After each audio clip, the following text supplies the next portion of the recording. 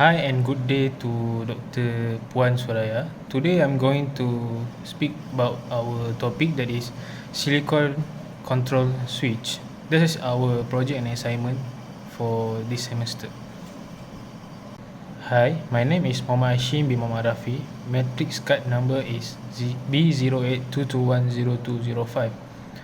Today I'm going to explain what is SCS. Basically, SCS is silicon control switch. A silicon control switch is a unilateral 4-layer 3-junction PNP silicon device with 4 electrodes, namely cathode SC, cathode gate GX, anode gate G2, and the anode A.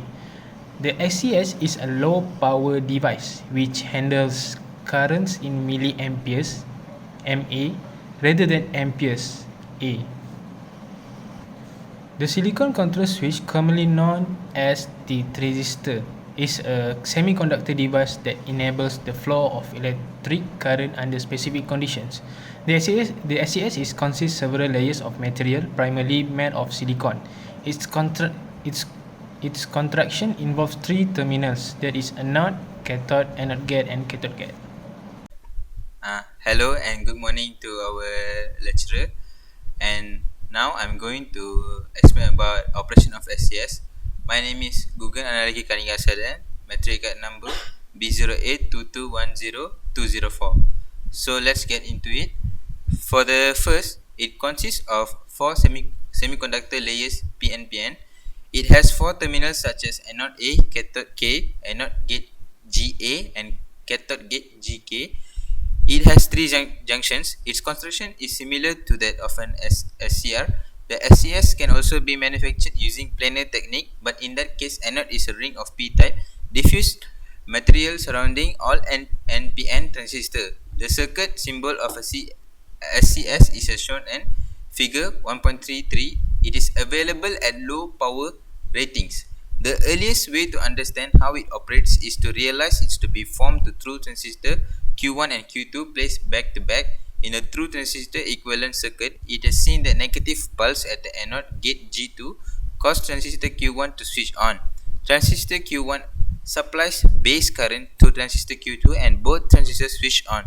Similarly, a positive pulse at the cathode gate G1 can switch the device on. Since only small currents are involved, the SCS may be switched off by an appropriate polarity pulse at one of the gates. At the cathode gate, a negative pulse is required for switching off, while at the anode gate a positive pulse is needed. In its default state, the silicon control switch, which is called SCS, is in the blocking state, maintaining an open circuit configuration. During this off state, no current flows between anode and cathode, and the device effectively acts as an isolator. The voltage across the SCS is typically below the breakdown voltage threshold. To transition the SCS from its blocking state to the conducting state, a triggering signal is applied to the gate terminal. This signal is usually a short pulse of current that initiates the process of the turning device on. The gate terminal becomes positively charged with respect to the cathode, setting the stage for conduction. The positive voltage on the gate terminal triggers the latching effect in the silicon control switch. This effect allows a small gate current to flow, leading to the initiation of conduction. As a result, the SCS transitions from the off state to the on state, enabling a larger current to flow from the anode to cathode. Once triggered, the SCS enters the conduction state, transforming into a closed circuit. In this state, the device facilitates the flows of current between the anode and the cathode. Importantly, the silicon control switch maintains its conducting state even after the removal of gate triggering signal due to latching effect. The SCS requires a certain level of anode current, known as the holding current, to sustain the conducting state. To turn off the device, the anode current must drop below this holding current level, or the voltage across the device must reverse. This characteristic ensures control switching and allows for international turn-off when needed. The silicon control switch is designed to block reverse voltage effectively. When a reverse voltage is applied across the device, it returns to the blocking state. This feature ensures that the SCS remains in the off state when a reverse voltage is encountered, preventing unwanted current flow in the reverse direction. And this is the full operation of silicon control switch, which is SCS. Thank you. Good day to Madam and my friends. My name is Chong Fugin, and now I'm going to present my part, which is watt ampere characteristic of a silicon control switch. First of all, we can see that this is the graph of the watt ampere characteristic of silicon control switch. We can see from here, with the increase in applied voltage, the current increases slowly to point A, and then it will rapidly increase in the region of point AB. After reach point B, the product of the beta 1 and beta 2 will exist unitedly, and the device is suddenly switched on. And in the on state of the device, the current will increase extremely and then is limited by the external series of resistors. The silicon control switch also exhibits negative differential resistance in the on regions similar to silicon control rectifier. And the silicon control switch will get switched on accidentally if the anode voltage gets applied suddenly.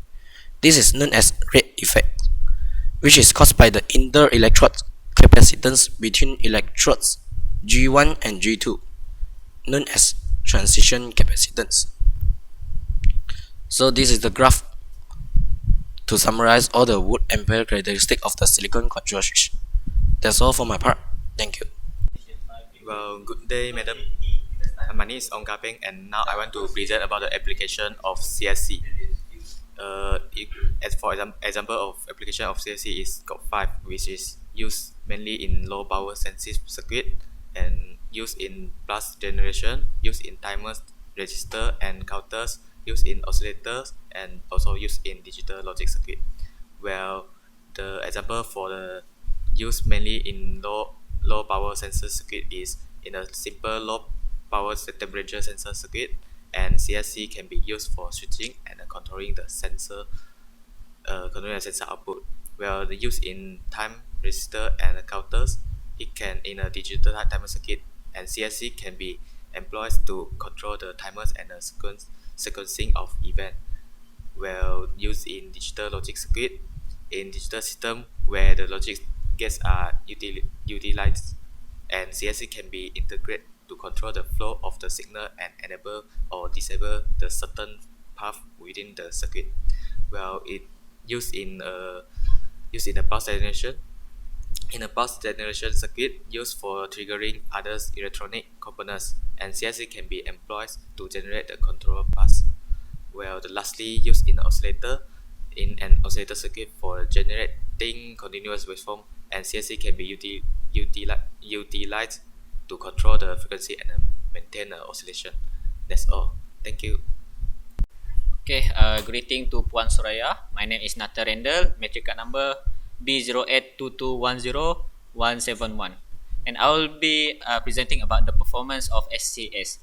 And we have quick switching speed. The switching speed of silicon control switches SCS is a critical parameter that influences how quickly this device can transition between their on and off state. A fast switching speed is particularly important in application where rapid and precise control of power is essential. And then we have low conductor loss. Lower conduction losses contribute to a higher efficiency in power conversion application. And then we have turn-off capabilities. A well-designed SCS should effectively and quickly turn off when required, minimizing the time during which current flows. And then temperature capabilities. Temperature stability is crucial for ensuring the reliable performance of SCS devices across range of operation condition. And then we have gate sensitivity. The gate sensitivity refers to how responsive the SCS is to the gate triggering signals. And lastly, we have the voltage and current rating. The voltage and current rating of SCS devices determine their suitability for specific power control scenario. Thank you.